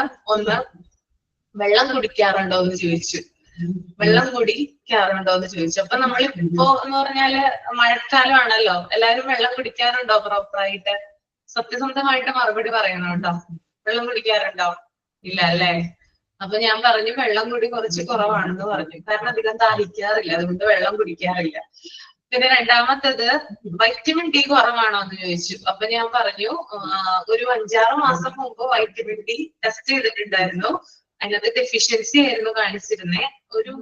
ഒരു മാസത്തേക്ക് ഒരു കോഴ്സ് പോലെ ടാബ്ലറ്റ് തന്നിട്ടുണ്ടായിരുന്നു. പിന്നെ ടെസ്റ്റ് ചെയ്തില്ല, മടിയാണ് ഭയങ്കര, ടെസ്റ്റ് ചെയ്തില്ല. പിന്നീട് ഡോക്ടറെയും കാണിച്ചില്ല. അപ്പൊ എന്നോട് പറഞ്ഞു ബെസ്റ്റ് എന്ന് പറഞ്ഞു ഡോക്ടർ. അപ്പൊ ഇനി എന്നോട് പറഞ്ഞിട്ടുള്ളത് പെയിൻ കുറയില്ലെങ്കിൽ, അതായത് വേദന കുറവില്ലെങ്കിൽ, ഇടയ്ക്കിടയ്ക്ക് വേദന അനുഭവപ്പെടുന്നുണ്ടെങ്കിൽ വൈറ്റമിൻ ഡിയും കാൽസ്യവും ടെസ്റ്റ് ചെയ്യാൻ പറഞ്ഞിട്ടുണ്ട്. എന്നിട്ട് ചെല്ലാനാണ് പറഞ്ഞിരിക്കുന്നത്. ഓക്കെ, അപ്പൊ ഇങ്ങനെയുള്ള, അതായത് നമുക്ക് ഇടക്കിടക്ക് ഉണ്ടാകുന്ന പെയിനുകൾ, നമ്മുടെ ബോഡി പെയിനുമായി ബന്ധപ്പെട്ടിട്ട് വൈറ്റമിൻ ഡി അത് റിലേറ്റഡ് ആണ് കേട്ടോ. ഇത് പറഞ്ഞപ്പോ ഞാൻ പറഞ്ഞതാണ്. അപ്പൊ വൈറ്റമിൻ ഡി ടെസ്റ്റ് അത് ഇതിനകത്ത് വരാം. പിന്നെ അതുപോലെ തന്നെ അബ്ഡോമിൻ എക്സാമിനേഷൻ വരാം, അതായത് അൾട്രാസോണോഗ്രഫി വരാം, USG പോലുള്ള സ്കാനുകള്. പിന്നെ അബ്ഡോമിനും പെൽവിസും നമുക്കറിയാമല്ലോ, 2 തരത്തിലുണ്ട് അല്ലെ സ്കാനുകൾ. അബ്ഡോമിനുണ്ട്, പെൽവിസ് ഉണ്ട്. അതായത് നമ്മുടെ പ്രഗ്നൻസിയുമായി ബന്ധപ്പെട്ട് അല്ലെങ്കിൽ നമ്മുടെ ഗർഭാശയവുമായി ബന്ധപ്പെട്ട എന്തെങ്കിലും ഇഷ്യൂ ഒക്കെ ആണെങ്കിൽ ആ ഒരു സ്കാൻ എന്ന് പറയുന്നത് വേറെ രീതിയിലാണ്. പുറം വേദന ഉണ്ടാവും. ഓക്കെ, അപ്പോ ഈ ഇപ്പോ സുറുമി പറഞ്ഞല്ലോ. പിന്നെ അതുപോലെ തന്നെ നമ്മുടെ നടുവിന്റെ ഭാഗത്തൊക്കെ വേദന അനുഭവപ്പെടും. ഈ മസിൽസ് ഒക്കെ ആ ഒരു ഭാഗത്ത് സ്പ്രെഡ് ആയിട്ട് നിൽക്കുകയാണല്ലോ, ഉണ്ടാവും. അല്ലെ ഇതൊന്നും ചെയ്യാൻ പറ്റില്ല. ഡോക്ടറെ കണ്ടില്ലേ സുറുമി? ഒരു തവണ എക്സ്റേ എടുത്തപ്പോ നീർക്കെട്ടിന്റെ ആണെന്ന് പറഞ്ഞത്. പിന്നെ ജോലി കൂടുന്നതനുസരിച്ച് പുറംവേദന കൂടും. പുറംവേദന കൂടും അല്ലെ? റെക്കോർഡൊക്കെ എഴുതുമ്പോ ഭയങ്കര പുറംവേദനയാണ്. എഴുതാൻ പറ്റില്ല എനിക്ക് ഇരുന്ന്. പുറംവേദനയാണ്. ഓക്കെ ഓക്കെ, എന്തായാലും നോക്കൂട്ടോ, റെസ്റ്റ് ചെയ്യും, ആവശ്യത്തിന് റെസ്റ്റ് എടുക്കും കേട്ടോ. നമ്മളിങ്ങനെ ജോലിയൊക്കെ ചെയ്തോണ്ടിരിക്കുമല്ലോ, അതാണെന്ന് തോന്നുന്നത് ഈ കൂടുന്നത്. ശരിക്കും പറഞ്ഞാൽ ഇങ്ങനെയുള്ള പെയിൻ ഒക്കെ വരുമ്പോൾ നമ്മൾ റെസ്റ്റ് എടുക്കണം. എന്നാൽ മാത്രമേ പെട്ടെന്ന് ഇതിന് അത് റിക്കവറി ഉണ്ടാവുള്ളൂ. ഓക്കെ, അപ്പൊ 2 തരത്തിലുള്ള സ്കാനുകള്. പിന്നെ അതുപോലെ തന്നെ തൈറോയ്ഡ് ഫങ്ഷൻ ടെസ്റ്റ് നടത്താറുണ്ട് ഹെൽത്ത് ചെക്കപ്പുകളില്. TSH ഉണ്ട്, T3 ഉണ്ട്, T4 ഉണ്ട്. ഓക്കെ, TSH, T3, T4 ഇത് 3ഉം തൈറോയ്ഡ് ടെസ്റ്റുമായി ബന്ധപ്പെട്ടതാണ്. അപ്പൊ TSH മാത്രം നോക്കിയാൽ പോരാ, നമ്മള് T3, T4 കൂടി നോക്കിയാലാണ് അത് കംപ്ലീറ്റ് ആവുള്ളൂ. പിന്നെ അതുപോലെ തന്നെ നെക്സ്റ്റ് വായിച്ചോളൂ, ഞാൻ പറയാട്ടോ വായിക്കുമ്പോ. കിഡ്നി ഫങ്ഷൻ നോക്കാറുണ്ട്. അതിനകത്ത് നമ്മള് യൂറിക് ആസിഡ്, അതുപോലെ തന്നെ ക്രിയാറ്റിന്റെ അളവ്, അതൊക്കെ അതിനകത്ത് വരാറുണ്ട്. പിന്നെ liver function test, SGPT, SGOT, bilirubin liver function ടെസ്റ്റിൽ വരാറുള്ളതാണ്. നമ്മൾ സ്കാൻ ചെയ്ത് കഴിയുമ്പോൾ ഫാറ്റി ലിവർ ഒക്കെ ഉണ്ടെങ്കിൽ അറിയാലോ, 2 തരത്തിലുണ്ട്. ആൽക്കഹോളിക് ഫാറ്റി ലിവറും ഉണ്ട്, നോൺ ആൽക്കഹോളിക് ഫാറ്റി ലിവറും ഉണ്ട്. അപ്പൊ ഫാറ്റി ലിവറിന്റെ ഗ്രേഡ് 1, ഗ്രേഡ് 2, ഗ്രേഡ് 3 അങ്ങനെ ഒരു ഇത് നമുക്ക് സ്കാൻ റിപ്പോർട്ടിൽ കാണാനായിട്ട് സാധിക്കും. അപ്പൊ ഇത് എത്രത്തോളം കരളിനെ ബാധിച്ചിട്ടുണ്ടെന്ന് അറിയാൻ വേണ്ടിയിട്ടാണ് ഈ ലിവർ ഫങ്ഷൻ ടെസ്റ്റ് നടത്തുന്നത്. അതിനകത്ത് SGPT, SGOT, ബിലിറൂബിന്റെ അളവൊക്കെ നോക്കാറുണ്ട്. ഓക്കെ, അതുപോലെ തന്നെ പൾമണറി ലങ് ഫങ്ഷൻ ടെസ്റ്റ്, നമുക്ക് എന്താ പറയാ, നമ്മുടെ ശ്വാസകോശവുമായി ബന്ധപ്പെട്ട് വരുന്ന ടെസ്റ്റ് ആണ് പൾമണറി ലങ് ഫങ്ഷൻ ടെസ്റ്റ്. പിന്നെ അതുപോലെ തന്നെ നമ്മൾ നേരത്തെ പറഞ്ഞു ബ്ലഡ് നോക്കാറുണ്ട്. ബ്ലഡിൽ തന്നെ ബ്ലഡ് ഷുഗർ നോക്കാറുണ്ട്. അത് നമ്മൾ ഭക്ഷണത്തിന് മുമ്പ് നോക്കാറുണ്ട്, ഫാസ്റ്റിംഗിൽ നോക്കാറുണ്ട്, ഭക്ഷണത്തിന് ശേഷവും നോക്കാറുണ്ട്. പിന്നെ അതുപോലെ തന്നെ കാൽസ്യം ടെസ്റ്റ്. ഓക്കെ, കാൽസ്യത്തിന്റെ അളവ് എത്രമാത്രം ഉണ്ടെന്ന് അറിയാൻ വേണ്ടിയിട്ട് അങ്ങനെയുള്ള ടെസ്റ്റുകളൊക്കെ നടത്താറുണ്ട്. അപ്പൊ ഇത്തരം ടെസ്റ്റുകളൊക്കെയാണ് കോമൺ ആയിട്ട്, ഇത്രയധികം ടെസ്റ്റുകളൊക്കെയാണ് സാധാരണ ഒരു ഹെൽത്ത് ചെക്കപ്പില് വരുന്നത്. ഓക്കെ, മനസ്സിലായോ? ഇത് മാത്രമല്ല, ഇതിലും കൂടുതൽ ടെസ്റ്റുകൾ വരാം. ഞാൻ ഏകദേശം ഒരു ധാരണയാണ് പറഞ്ഞത്. ക്ലിയർ ആണോ? ഓക്കെ ആണ്. അയൺ ടെസ്റ്റും ചെയ്യും. ഓക്കെ, ഹിമോഗ്ലോബിന്റെ അളവ് നോക്കാറുണ്ട് കേട്ടോ. ഹിമോഗ്ലോബിന്റെ അളവൊക്കെ നോക്കാറുണ്ട്. എല്ലാത്തരം ടെസ്റ്റുകൾ ഞാൻ എല്ലാരും പറഞ്ഞിട്ടില്ല, കുറച്ച് മാത്രമാണ് പറഞ്ഞിട്ടുള്ളത്. ഓക്കെ, പിന്നെ ഇതാണ് ജനറൽ ആയിട്ട് ഹെൽത്ത് ചെക്കപ്പിനെ കുറിച്ച് പറയാനുള്ളത്. ഇനി കുട്ടിയുടെ ഹെൽത്ത് ചെക്കപ്പുമായി ബന്ധപ്പെട്ടിട്ട് എന്തൊക്കെ കാര്യങ്ങൾ പറയാം. അതായത് കുട്ടിയുടെ ആരോഗ്യ പരിശോധന പതിവായി നമ്മൾ നടത്തണം അല്ലെ. കുട്ടി ജനിച്ചു കഴിഞ്ഞാല് എന്താണ്, റെഗുലർ ആയിട്ട് നമ്മൾ കുട്ടിയെ ഹെൽത്ത് ചെക്കപ്പ്, അതായത് അസുഖം വന്നില്ലെങ്കിൽ കൂടിയും എന്താണ് കുട്ടിയെ ഇടയ്ക്ക് നമ്മള് കൊണ്ടുപോകണം ചെക്കപ്പ് ചെയ്യാൻ വേണ്ടിയിട്ട്. പിന്നെ കുട്ടിയെ സംബന്ധിച്ചൊരു കാർഡ് ഉണ്ടാവും, ഒരു ഹെൽത്ത് കാർഡ് ഉണ്ടാവും അല്ലെ, അത് നമ്മൾ സൂക്ഷിക്കുകയും വേണം. നിങ്ങൾക്ക് ഹെൽത്ത് കാർഡ് സൂക്ഷിച്ചിട്ടുണ്ടോ? ഹെൽത്ത് കാർഡ് ഉണ്ടല്ലേ, എല്ലാവരുടെ കയ്യിലും ഉണ്ട്. Okay okay.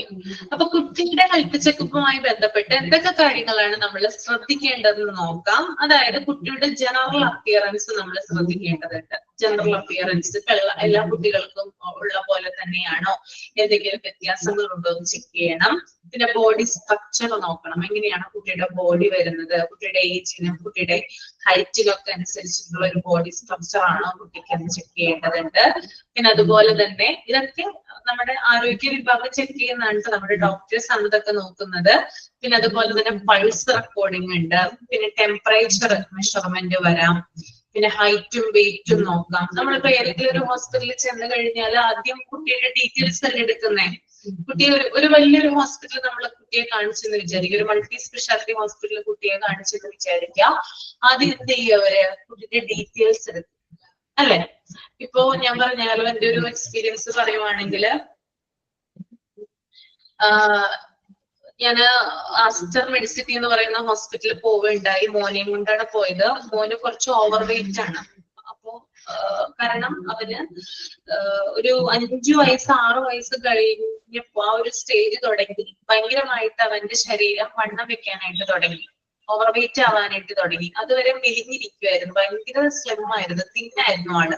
അസ്ഥികൂടം എന്നൊക്കെ നമുക്ക് പറയാം, അത്ര എല്ല് പറക്കി എടുക്കാം. അത്രയും തിന്നായിട്ടുള്ള ഒരാള് പെട്ടെന്ന് എന്താണ് വെയിറ്റ് വെക്കാനായിട്ട് ഗെയിൻ ചെയ്യാനായിട്ട് തുടങ്ങി. അപ്പോ സാധാരണ ഇവരിങ്ങനെ പനിയോ ചുമയോ ഒക്കെ വരുമ്പോൾ ഡോക്ടറെ കാണിക്കുമ്പോൾ ഡോക്ടർ ഇങ്ങനെ സൂചിപ്പിക്കാറുണ്ട്, ഇങ്ങനെ വെയിറ്റ് കൂടുന്നുള്ളത് എന്തുകൊണ്ടാണെന്നൊന്ന് അന്വേഷിക്കാൻ, അല്ലെങ്കിൽ എൻഡോക്രൈനോളജിസ്റ്റിനെ ഒന്ന് കാണിക്കാനായിട്ട് പറഞ്ഞിട്ടുണ്ടായിരുന്നു. അങ്ങനെ ഞങ്ങൾ ഒരു 1.5 കൊല്ലം മുമ്പ്, 1.5 ആയിട്ടില്ല, 1 കൊല്ലം മുമ്പ് ആസ്റ്റർ മെഡിസിറ്റിയിൽ പോയിട്ടുണ്ടായിരുന്നു. പക്ഷെ അവിടെ എൻഡോക്രൈനോളജിസ്റ്റിനെ കാണിച്ചപ്പോൾ അവര് ലൈഫ് സ്റ്റൈൽ ചേഞ്ച് ചെയ്യാനാണ് പറഞ്ഞത്. പക്ഷെ അവര് ഡീറ്റെയിൽസും കാര്യങ്ങളൊന്നും എടുത്തില്ല, ഹൈറ്റും വെയിറ്റ് അങ്ങനെയുള്ള കാര്യങ്ങളൊന്നും അവര് നോക്കിയില്ല. ലൈഫ് സ്റ്റൈൽ ചേഞ്ച് ചെയ്യാൻ പറഞ്ഞു. എന്നിട്ട് ഒരു 1.5 കിലോ കുറച്ചിട്ട് വരാനായിട്ട് പറഞ്ഞിട്ടുണ്ടായിരുന്നു. അങ്ങനെ ഒരു മാസത്തിന് ശേഷം ഒരു 1/2 kg ആണ് കുറഞ്ഞത്. 1/2 kg കുറഞ്ഞു. വീണ്ടും ഡോക്ടറുടെ അടുത്ത് പോയി. വീണ്ടും ഇത് തന്നെ, മരുന്നുകളോ കാര്യങ്ങളോ ഒന്നും തന്നെ ഇല്ല കേട്ടോ. കാരണം ഇത് ചേഞ്ച് ചെയ്ത് കഴിഞ്ഞാല് വെയിറ്റ് റിഡ്യൂസ് ചെയ്യുന്ന പറഞ്ഞത്. വീണ്ടും വന്നു. വീണ്ടും ഇത് അതായത് നമ്മൾ നല്ല രീതിയിൽ ശ്രദ്ധിച്ചാൽ മാത്രമാണ് വെയിറ്റ് കുറയുക അല്ലെ. അപ്പൊ അങ്ങനെയുള്ള കാര്യങ്ങളൊക്കെ ഞാൻ ചെയ്യാനായിട്ട് തുടങ്ങി. പക്ഷെ കുട്ടിക്ക് അത് ഫോളോ ചെയ്യാനായിട്ട് പറ്റിയില്ല. ഇടയ്ക്ക് വെച്ചത് നിർത്തിക്കളഞ്ഞു. വീണ്ടും വെയിറ്റ് ഗെയിൻ ചെയ്യാനായിട്ട് തുടങ്ങി. പിന്നെ അതുപോലെ തന്നെ അവനെ ആ ഡോക്ടറെ ഇഷ്ടമല്ലായിരുന്നു. കുട്ടികൾക്കൊരു പ്രത്യേകതരം മനസ്സാണല്ലേ, നമ്മളെ പോലെയാണ്. ഡോക്ടർ പറയുന്ന കാര്യങ്ങൾ അപ്പാടെ അനുസരിക്കോ കുഞ്ഞുങ്ങള്? അനുസരിക്കോ? ഇല്ല, ഒരിക്കലും ഇല്ല അല്ലെ. കുട്ടികളെ നമ്മള് ഡോക്ടറെ അടുത്ത് കൊണ്ടുപോകുമ്പോൾ, അതായത് ഇങ്ങനെയുള്ള കാര്യങ്ങളൊക്കെ ആണെങ്കിൽ കേട്ടോ, അതായത് അടിയന്തരമായിട്ടുള്ള ആരോഗ്യ പ്രശ്നങ്ങളല്ല, ഇപ്പൊ പനി ചുമ അങ്ങനെയുള്ള കാര്യങ്ങളൊന്നും അല്ല കേട്ടോ. അതിന് നമ്മൾ ഏത് ഡോക്ടറെ കാണിച്ചാലും കുഴപ്പമില്ല. ഇങ്ങനെയുള്ള, അതായത് കുറച്ച് മെന്റലി റിലേറ്റഡ് ആയിട്ടുള്ള കുറച്ച്, ഈ ഒരു ഓവർ വെയിറ്റ് എന്നൊക്കെ പറയുന്നത് നമ്മുടെ മെന്റൽ ഹെൽത്തിനെയും കൂടി ബാധിക്കുന്നതാണ്. ഒരു വിഷമം അല്ലെങ്കിൽ അവരുടെ ആ ഒരു എന്താ പറയാ, എപ്പോഴും സങ്കടം, അങ്ങനെയുള്ള കാര്യങ്ങളൊക്കെ നമുക്ക് ഇതിനകത്ത് കാണാനായിട്ട് പറ്റും. മറ്റുള്ളവർ കളിയാക്കുന്നത്, അപ്പൊ ആ ഒരു ഇഷ്യൂ ഉണ്ട് ഇതിനകത്ത്. അപ്പോ ഇത് കൺസൾട്ട് ചെയ്യുന്ന ഡോക്ടർ എന്ന് പറയുന്നത് ഫ്രണ്ട്ലി ആയിരിക്കണം. എന്നാൽ മാത്രമാണ് കുഞ്ഞ് എന്ത് ചെയ്യുക, വരിക. ഞാൻ ചെന്നപ്പോ ഈ ഡോക്ടർ കുഞ്ഞിനോട് പറഞ്ഞത്, 2 പ്രാവശ്യം പറഞ്ഞത് ഇതാണ്, എന്തായാലും ഇതിന്റെ വെയിറ്റ് കുറക്കണം, അല്ലെങ്കിൽ നിങ്ങൾക്ക് ഭാവിയിൽ ഇഷ്യൂ ഉണ്ടാവും, അങ്ങനെയാണ് ഇങ്ങനെയാണ് എന്നൊക്കെയാണ് പറഞ്ഞത്. അപ്പൊ കുഞ്ഞ് 2ാമത്തെ പ്രാവശ്യം പോയപ്പോ അവിടെ നിന്ന് കരഞ്ഞുകൊണ്ടാണ് പുറത്തേക്ക് വന്നത്. ഇവന് ഓടിപ്പോകുമെന്ന് വിചാരിച്ചു കോമ്പൗണ്ടിന് പുറത്തേക്ക്. അത്രയധികം സങ്കടവും ദേഷ്യവും ഇവന് ഉണ്ടായിരുന്നു. നിങ്ങൾക്കറിയാലോ, കുറച്ചും കൂടി മുതിർന്ന കുട്ടിയാണ്, നമുക്ക് ചിലപ്പോൾ പിടിച്ചാൽ കിട്ടിയെന്ന് വരില്ല. അങ്ങനെ ഞാൻ ഇത് ആദ്യം ഒരു 1/2 kg കുറഞ്ഞു, പിന്നെ അത് ഡ്രോപ്പ് ചെയ്തു, നിർത്തി, പിന്നെ അങ്ങോട്ട് പോവാണ്ടായി. അങ്ങനെ ഈ ഇടയ്ക്കാണ് നമ്മുടെ ജിഷമിസ് പറഞ്ഞത്, ഇങ്ങനെ ഒരു ഡോക്ടർ ഉണ്ട്, എന്റെ പരിചയത്തിൽ ഒരു ഡോക്ടർ ഉണ്ട്, നമ്മുടെ ജിഷമിസിനെ നമുക്ക് അറിയാലോ, ഡോക്ടർ ഇങ്ങനെ ഒരു ഡോക്ടർ ഉണ്ടെന്ന് പറഞ്ഞു. അങ്ങനെ ഞങ്ങളുടെ തൊട്ടടുത്തുള്ള ഹോസ്പിറ്റലാണ് കേട്ടോ. ഒരു ഡോക്ടർ ഞങ്ങൾ കാണിച്ചു, എൻഡോക്രൈനോളജിസ്റ്റ് തന്നെയാണ്. ആ ഡോക്ടറെ കാണിച്ചു. ഡോക്ടർ ചെറുപ്പക്കാരനാണ്, ഭയങ്കര ഫ്രണ്ട്ലി ആണ്. ആദ്യം ഇവര് ഡീറ്റെയിൽസ് ആണ് എടുത്തത് കുട്ടിയുടെ. അതായത് ഇവരുടെ ജനനം തുടങ്ങി ഇത്രയും കാലം വരെയുള്ള, അതായത് കുട്ടി ജനിച്ചു കഴിഞ്ഞ് 12 വയസ്സ് വരെയുള്ള അത്രയും ആ ഒരു സ്റ്റേജിലെ ഡീറ്റെയിൽസ് എടുത്തു. ഒരു 1.5 മണിക്കൂറോളം എടുത്തിട്ടാണ് അവരെ ഡീറ്റെയിൽ എടുത്തത്. അപ്പൊ ഞാൻ ഓർത്തു, ഇത് ആ ഹോസ്പിറ്റലിൽ കണ്ടില്ലല്ലോ ഈ ഡീറ്റെയിൽസ് എടുക്കുന്നത്. കാരണം ഈ പ്രഗ്നൻസി ടൈം എപ്പോഴായിരുന്നു, അതുപോലെ തന്നെ എന്തൊക്കെ മരുന്നുകൾ കഴിച്ചിട്ടുണ്ട് ഞാൻ ആ സമയത്ത്, ജനിച്ചതിന് ശേഷം കുട്ടി എന്തൊക്കെ മരുന്നുകളാണ് കുട്ടിക്ക് കൊടുത്തിട്ടുള്ളത്, എന്തൊക്കെ അസുഖങ്ങളാണ് കുട്ടിക്ക് വന്നിട്ടുള്ളത് എന്നൊക്കെ ഇവര് ചോദിച്ചിട്ടുണ്ടായിരുന്നു. അങ്ങനെ ഡീറ്റെയിൽ ഒക്കെ എടുത്ത് ഡോക്ടറെ കാണാൻ കയറിയപ്പോൾ ഡോക്ടർ ഒരു കൺക്ലൂഷനിൽ എത്തിയ കാര്യം എന്ന് പറഞ്ഞാല്, ഇവന് ചെറുപ്പത്തിലെ ശ്വാസം മുട്ട് വരുമായിരുന്നു, ആസ്മയുടെ പ്രശ്നം ഉണ്ടായിരുന്നു. അപ്പൊ ധാരാളം സ്റ്റിറോയിഡുകൾ ഉപയോഗിച്ചിട്ടുണ്ടായിരുന്നു. സ്റ്റിറോയിഡ് ഉപയോഗിച്ചതിന് ശേഷമാണ് കുട്ടി ഈ വെയിറ്റ് ഗെയിൻ ചെയ്യാനായിട്ട് തുടങ്ങിയത്. ഓക്കെ, അപ്പോ ഇത് എന്താ പറയാ, ഒരു എന്താ പറയാ, പിന്നെ അതുപോലെ തന്നെ ബോഡിയിൽ കോർട്ടിസോളിന്റെ പ്രൊഡക്ഷൻ നടക്കുന്നുണ്ട്. അപ്പൊ അതും എന്താണ് ഹോർമോണൽ ചേഞ്ചിന് കാരണമാകുന്നു എന്നാണ് പറഞ്ഞത് ഡോക്ടർ. അപ്പൊ ഡോക്ടർ പറഞ്ഞു, ഇപ്പൊ ഞാൻ തൽക്കാലത്തേക്ക് മരുന്നുകളൊന്നും തന്നെ എഴുതുന്നില്ല, ഞാൻ കുറച്ച് ടെസ്റ്റുകൾ എഴുതി തരാം, ആ ടെസ്റ്റുകളുടെ റിസൾട്ടുമായിട്ട് അടുത്ത ദിവസം വരൂ, എന്നിട്ട് നമുക്ക് ഡിസ്കസ് ചെയ്യാന്ന് പറഞ്ഞു. അപ്പൊ ഡോക്ടർ വളരെ ഫ്രണ്ട്ലി ആയിട്ടാണ് അവനോട് സംസാരിച്ചത്. അവരും ആദ്യമായിട്ടാണ് ഒരു ഡോക്ടറെ കണ്ടിട്ട് അവൻ ചിരിക്കുന്നത്. അപ്പൊ എനിക്ക് സമാധാനമായി, ഡോക്ടർ ആണല്ലോ. ഓക്കെ, ആ പഫ് എടുക്കുന്നുണ്ടായിരുന്നു, അതുപോലെ തന്നെ മരുന്നുകൾ, സ്റ്റിറോയിഡിന്റെ മരുന്നുകളും കൊടുക്കുന്നുണ്ടായിരുന്നു. എനിക്കും ആസ്മ ഉള്ള ആളാണ്.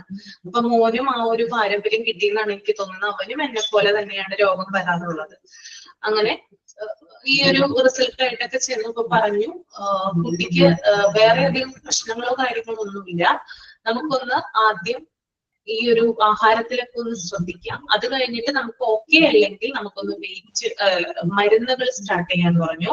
അതായത് കുട്ടിയാണല്ലോ, അപ്പൊ ഇത്രയധികം മരുന്നുകൾ ചെറുപ്പത്തിൽ തന്നെ കൊടുക്കുന്നത് നല്ലതല്ല. ഇതുമായി ബന്ധപ്പെട്ട മരുന്നുകൾ, ഒബസിറ്റിയുമായി ബന്ധപ്പെട്ട മരുന്നുകൾ. അങ്ങനെ ഡോക്ടർ 15 ദിവസം സമയം തന്നു. പിന്നെ വൈറ്റമിൻ ഡിയുടെ മരുന്ന് തന്നിട്ടുണ്ടായിരുന്നു. വൈറ്റമിൻ ഡി കുറവാണ്, അതിന്റെ മരുന്ന് ടാബ്ലറ്റ് തന്നു. പിന്നെ അല്ലാതെ ഉള്ള വൈറ്റമിൻസ് ടാബ്ലറ്റ് വേറെയും തന്നിട്ടുണ്ടായിരുന്നു. അങ്ങനെ 15 ദിവസമായി. 15 ദിവസവും അവരൊരു ഡയറ്റ് ചാർട്ട് തന്നിട്ടുണ്ടായിരുന്നു.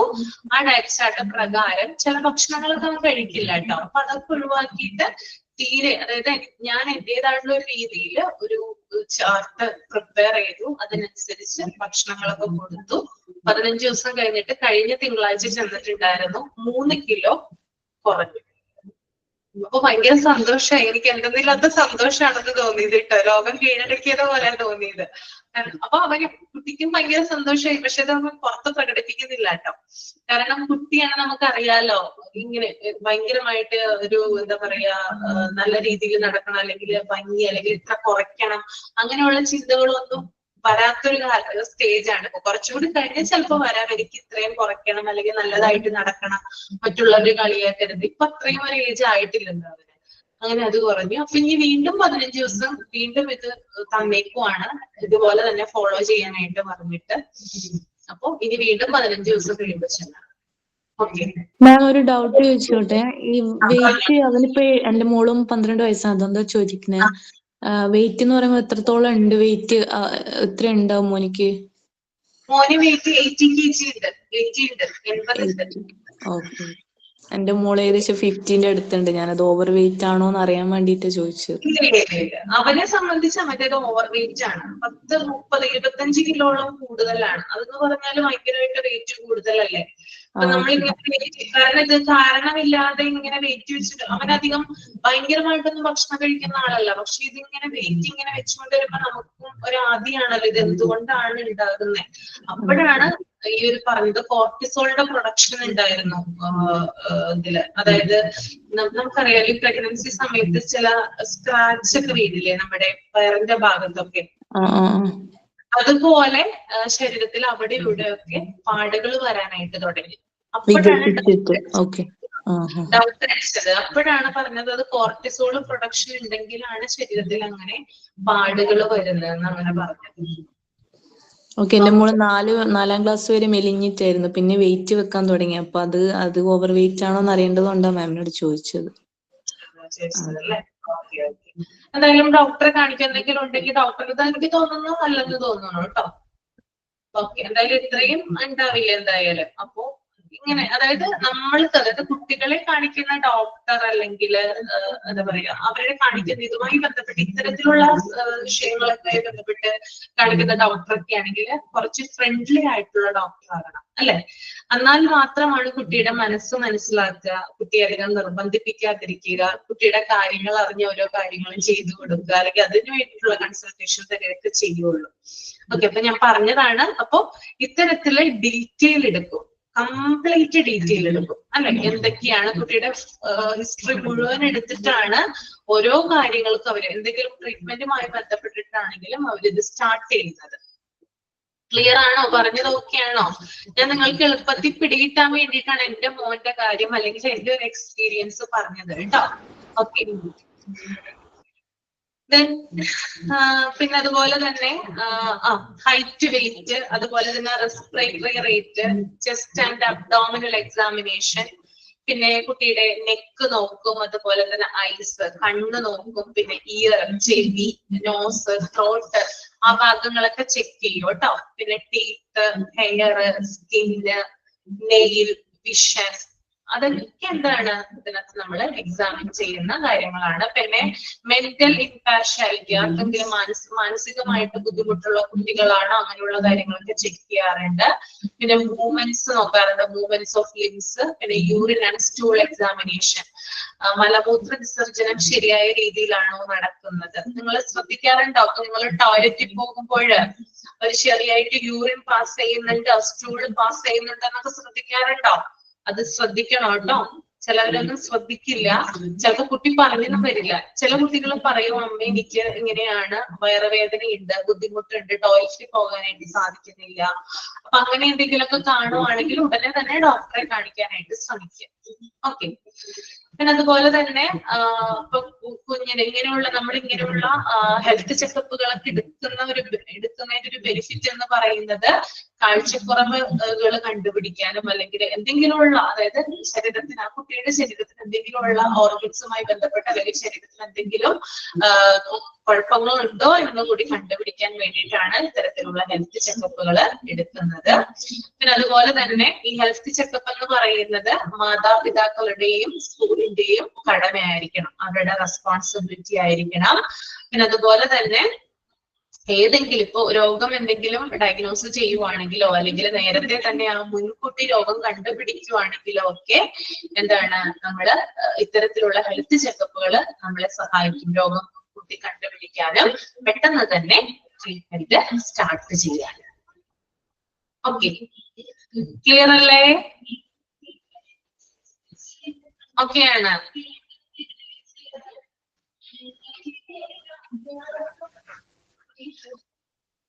ഓക്കെ, അപ്പൊ നമുക്ക് വൈൻഡപ്പ് ചെയ്യാം അല്ലേ? അപ്പൊ കുഞ്ഞുങ്ങളുടെ ഹെൽത്ത് ചെക്കപ്പുമായി ബന്ധപ്പെട്ട് നമ്മൾ എന്തൊക്കെ കാര്യങ്ങളാണ് നിങ്ങൾ ശ്രദ്ധിക്കേണ്ടത്? ഒരാളൊന്ന് പറഞ്ഞേ, സമർപ്പയിലെ എന്തൊക്കെ കാര്യങ്ങൾ നമ്മൾ ശ്രദ്ധിക്കണം?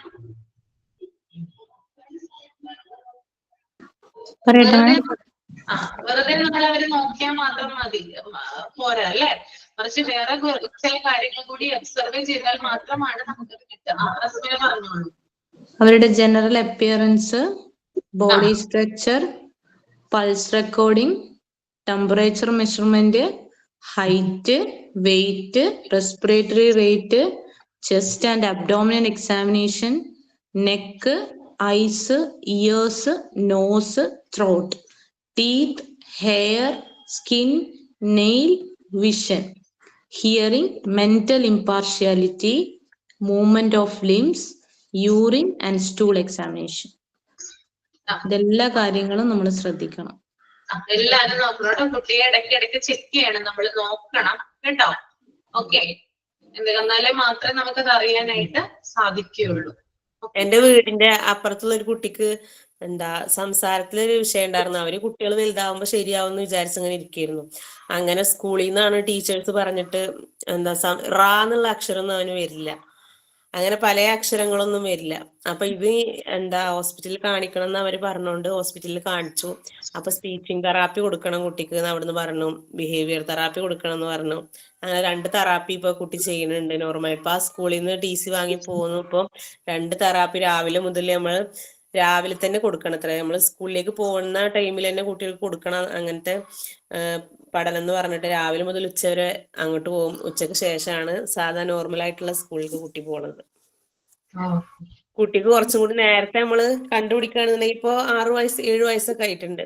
കുറച്ചും കൂടി നേരത്തെ നമ്മൾ കണ്ടുപിടിക്കുകയാണെന്നുണ്ടെങ്കിൽ ഒന്നും കൂടി പെട്ടെന്ന് ഇത് മനസ്സിലാക്കാന്ന് അവിടുന്ന് ഡോക്ടേഴ്സും പറഞ്ഞത്. എന്റെ മോനും ഇതുപോലെ എന്താണ് ആര്യ? എന്റെ കുട്ടിക്കും ഇങ്ങനെ നാട്ടിൽ ടാൻഡൈൻ ഉണ്ടായിരുന്നേ.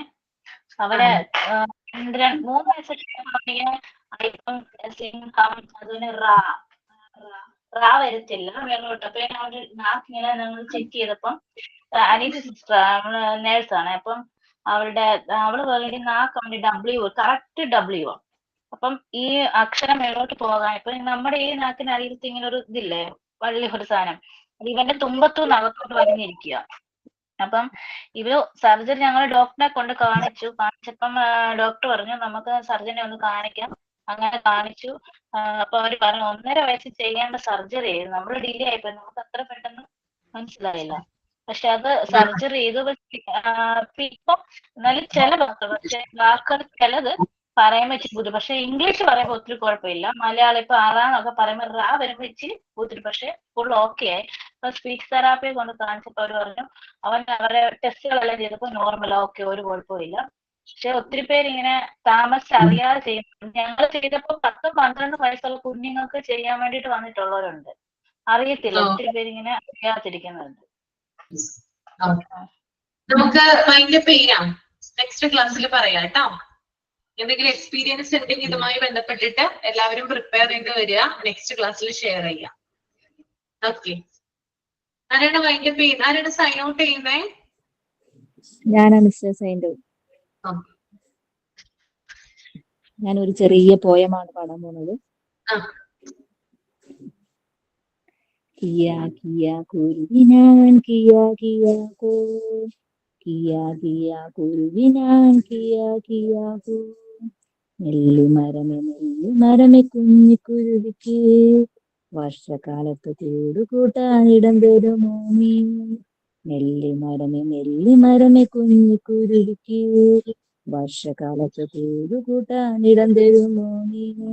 ഞാൻ തരില്ല കുഞ്ഞിക്കുരുവിക്ക് വർഷകാലത്ത് കൂടുകൂട്ടാനിടം തരില്ല ഞാൻ തരില്ല കുഞ്ഞിക്കുരുവിക്ക് വർഷകാലത്ത് കൂടുകൂട്ടാനിടം തരില്ല ഞാൻ.